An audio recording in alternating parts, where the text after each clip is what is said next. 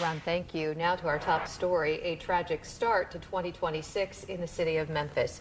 So far, 8 people have died in deadly house fires just in the first 6 weeks of the year. The Memphis Fire Department now launching a campaign to prevent more fatalities.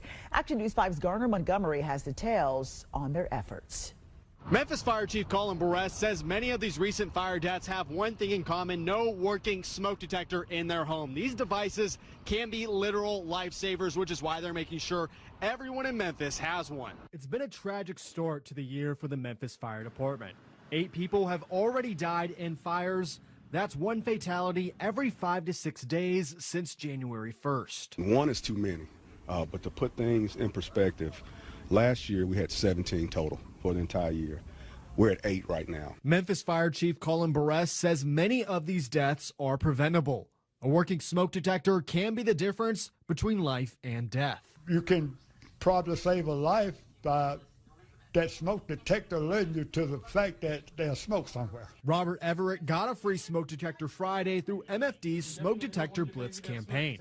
Firefighters went door to door offering and installing free smoke detectors to those in need, free of charge. They asked if we needed some fire detectors, and of course we did, because our house was, not outdated, but it needs to be up to date. This campaign is a crucial reminder to check your own home smoke detectors and change the batteries every 6 months. You know how you get lackadaisical sometimes, just push things off, but now everything is good. I feel a sense of relief, and my baby and I can sleep comfortable at night. But for firefighters, it's also a way to connect with the community and the families they serve. Fighting fire or going on an EMS call is one thing, but you should know your neighbors.